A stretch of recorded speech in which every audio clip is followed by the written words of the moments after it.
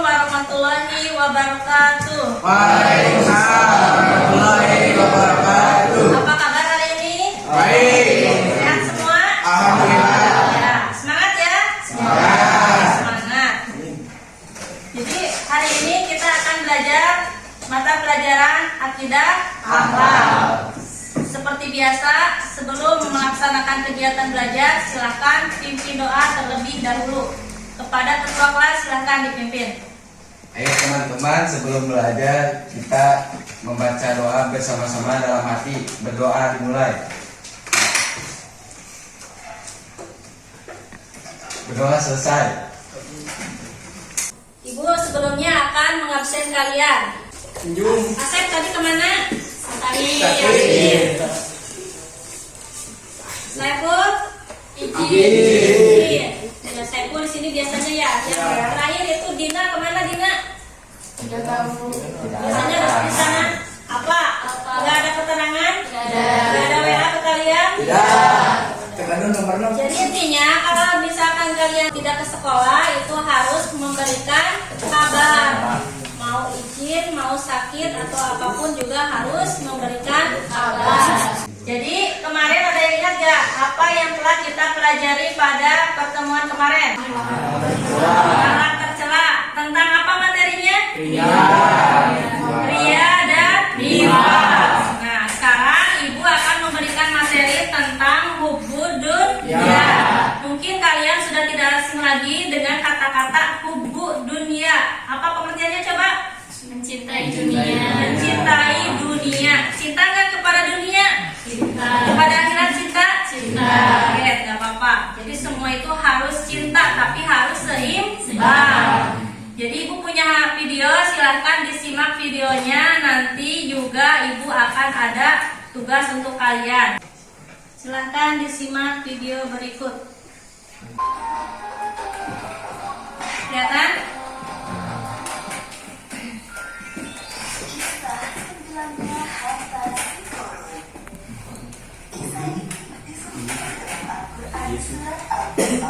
Ayat 76 sampai 83. Dalam kisah ini Allah memberikan pelajaran tentang seseorang yang suka membanggakan diri selama hidup di dunia dan pada akhir hayatnya terkubur bersama harta bendanya. Alkisah, di suatu daerah dekat Mesir hiduplah seorang laki-laki yang sangat miskin bernama Korun. Diketahui bahwa laki-laki itu adalah sepupu Nabi Musa, anak dari paman Nabi Musa yang bernama Yasha, adik kandung Imran, ayah Musa. Suatu hari, Korun dikunjungi oleh seseorang. Ternyata yang datang adalah Nabi Musa. Beliau datang berkunjung untuk menanyakan kabar saudaranya itu. Assalamualaikum warahmatullahi wabarakatuh.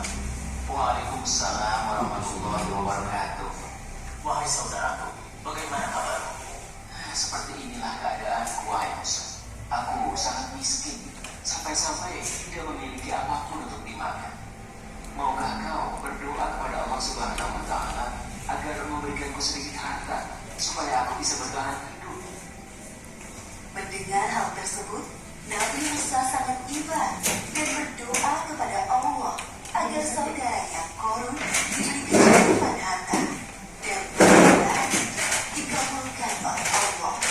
Hari demi hari, kekayaan Korun semakin berlimpah karena ia menguasai ilmu jual beli perhiasan. Namun sayangnya, semenjak menjadi orang kaya, Korun berubah menjadi orang yang sombong dan ria atau suka pamer. Wahai Korun, aku diperintahkan oleh Musa agar kau menyedekahkan sedikit dari hartamu untuk kepentingan amal. Enak saja, semua harta ini aku kumpulkan dengan susah payah dan kalian datang untuk memintanya dengan mudah. Kau sangat sombong, wahai Korun.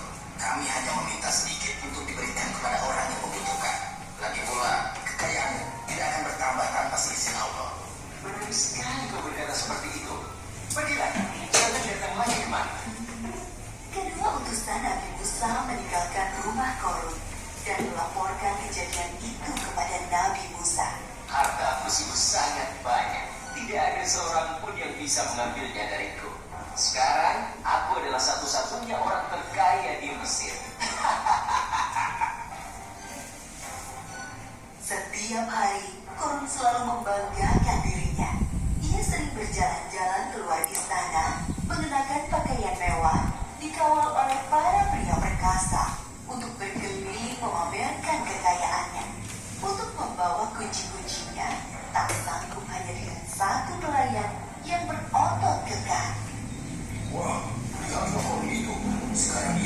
saya.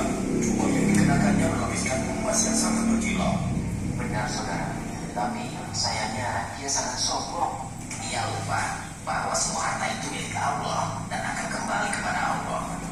Nabi Musa dan pengawalnya mendatangi Korun di sebuah pasar tempatnya berjual emas. Wahai Musa, apa yang membuatmu jauh-jauh datang lalu itu? Kalau kau kesini hanya untuk meminta emas-emasku, sebaiknya pulang. Aku tidak akan memberikannya sepeser pun kepadamu. Wahai Korun, tidak ingatkah masa lalu? Dulu kau begitu miskin, sampai Allah memberikanmu semua kekayaan ini. Ingatlah wahai Korun. Itu masa lalu, wahai Musa. Semakin hari hartaku semakin bertambah. Semua itu karena ilmu dan yang aku Disimak. belajar, bukan karena Allah. Korun tetap bersikukuh, tidak mau mendekatkan hartanya karena menganggap semua harta yang dimilikinya adalah hasil kerja kerasnya selama ini. Aku akan mengatakan kepada semua orang bahwa Musa akan mengambil seluruh harta yang aku miliki. Aku hanya mengingatkan, karena dalam setiap harta yang kita miliki, terdapat 2,5% hak orang miskin di dalamnya. Aku mengingatkanmu, jangan bersikap sombong dan membantu orang lain yang membutuhkan. Sekiranya kau tidak berkenan, Allah akan mengambilnya dengan sangat mudah, seperti saat Allah memberikannya. Pergilah wahai Musa, kau hanya menggangguku. Sepeninggal Nabi Musa, kesombongan Korun semakin bertambah. Bahkan ia merampas harta orang lain untuk menambah kekayaannya. Sampai suatu ketika datang azab dari Allah. Tiba-tiba langit menjadi gelap, bumi bergemuruh, dan barang-barang di rumah Korun bergetar. Apa yang terjadi wahai pelayan? Terjadi gempa bumi tuanku. Apa? Bagaimana ini bisa terjadi? Bagaimana dengan hartaku? Pelayan, selamatkan hartaku. Oh, masa-masaku, berikan pujianku, perhiasan dewaku yang sangat berharga. Semuanya harus aku amankan sebelum Sempat menyelesaikan ucapannya, lantai rumah Korun terbelah menjadi 2 bagian. Begitulah akhir kisah Korun yang sombong. Gempa bumi melenyapkannya ke dalam tanah bersama harta bendanya. Seperti yang disebutkan dalam surat Al-Qasas ayat 81. Maka kami benamkan dia, Korun, bersama rumahnya ke dalam bumi. Maka tidak ada baginya satu golongan pun yang akan menolongnya selain Allah. Dan dia tidak termasuk orang-orang yang dapat membela diri. Pelajaran yang dapat kita ambil dari kisah Korun ini, diantaranya jangan menjadi orang yang suka membanggakan diri, karena Allah tidak suka orang-orang yang membanggakan diri. Dunia dan seisinya adalah milik Allah dan dapat dengan mudah diambil olehnya. Berbuat baik kepada orang lain selama di dunia, seperti bersedekah, karena amalan baik kita di dunia bisa menjadi penolong kelak di akhirat. Wallahu a'lam bishawab. Nah, itulah video tentang apa tadi? Korun. Kisah si Korun. Di sini ibu akan memberikan penguatan terhadap apa yang kalian kerjakan. Coba dilihat di papan tulis. Tadi ada pengertian tentang hubudun. Ya. Hubudunnya itu berarti apa? Cinta dunia. Jadi menganggap dunia itu segala-galanya tanpa memperhatikan kehidupan akhirat. Yang kedua, penyakit hubudunnya itu adalah penyakit iman. Itu akan merusak akidah kita.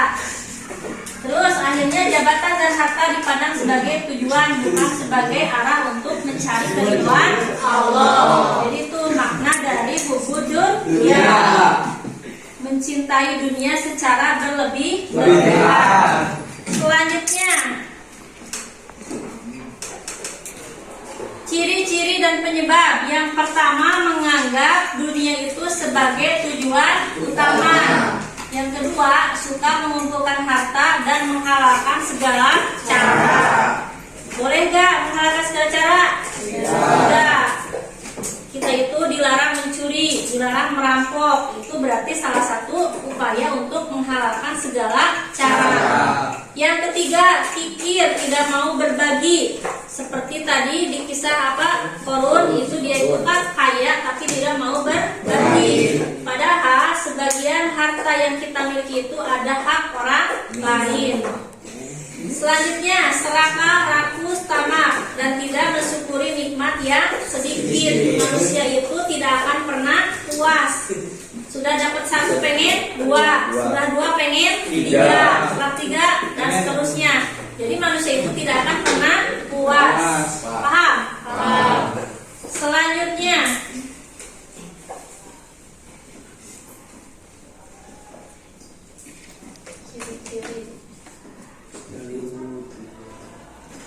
dalilnya itu terdapat dalam surat Al-Hadid ayat berapa? 5 ayat 20. Itu hadis atau dalil tentang apa? Tentang ubudiyah. Yang pertama ada Qurannya, yang kedua ada hadisnya. Hadis yang diriwayatkan oleh Abu Daud. Selanjutnya,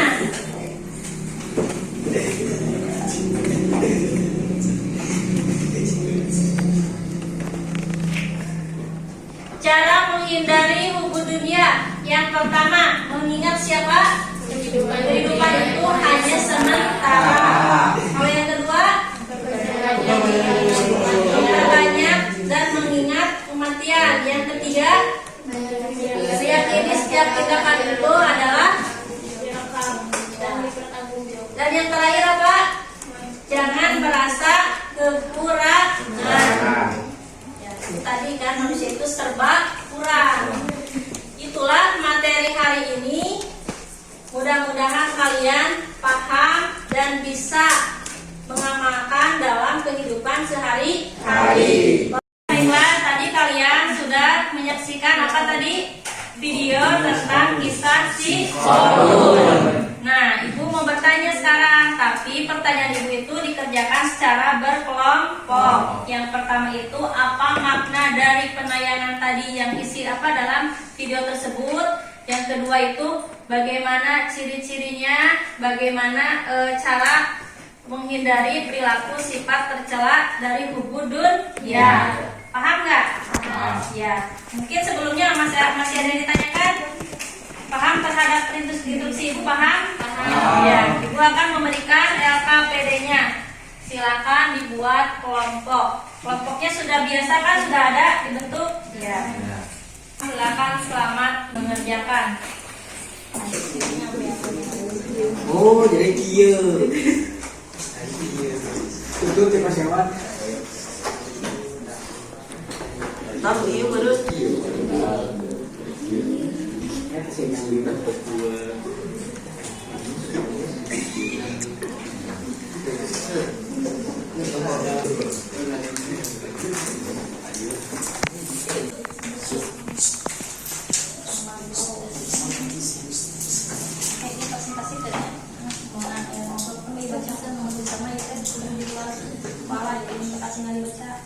Oh, ini teh. Mau. Ini kita kami kelompok dua, kita baca. Siap.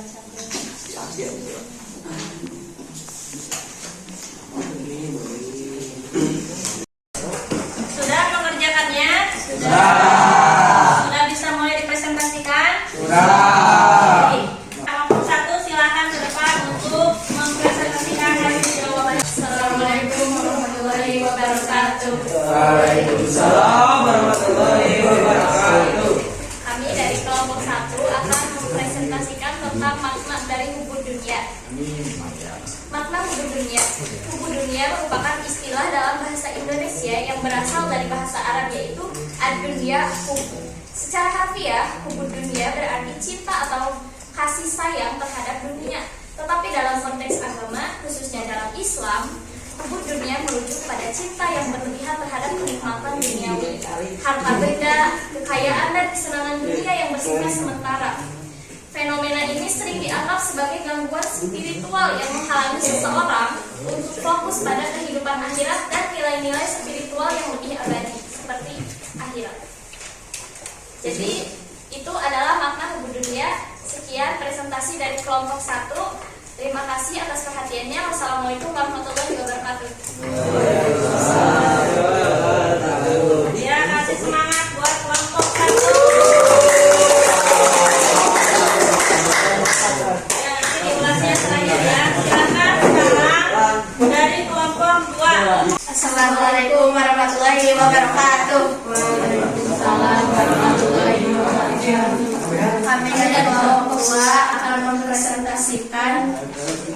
Cara menghindari hubbu dunia.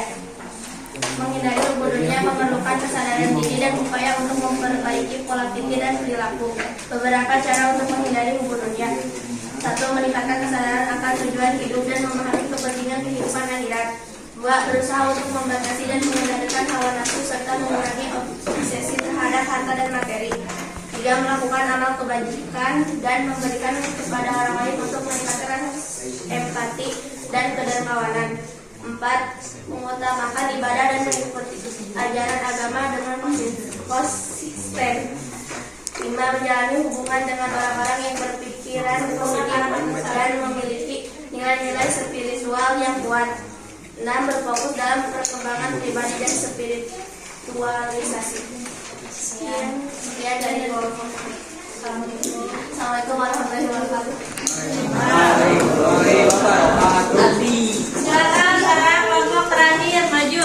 Assalamualaikum warahmatullahi wabarakatuh. Saya dari perwakilan kelompok 3 akan mempresentasikan dampak negatif hubbu dunia. Hubbu dunia yang melebihi dapat memiliki dampak negatif. 1. Penyebab ketidakseimbangan dalam kehidupan. 2. Merusak hubungan sosial. 3. Menurunkan kualitas kehidupan secara keseluruhan. 4. Membuat seseorang kehilangan perspektif. 4. Potensial penyebab depresi. Wassalamualaikum warahmatullahi wabarakatuh. Itulah materi hari ini. Mudah-mudahan kalian paham dan bisa mengamalkan dalam kehidupan sehari-hari bahwa kita itu tidak boleh hubudun, tidak boleh serakah, harus memperhatikan juga bahwa nanti itu kita akan menjalani kehidupan di mana? Ya. Sekian dari Ibu, semoga pelajaran ini bermanfaat dan jangan lupa bila ada tugasnya dikerjakan lagi. Hasbunallah wa ni'mal wakil. Assalamualaikum warahmatullahi wabarakatuh. Waalaikumsalam.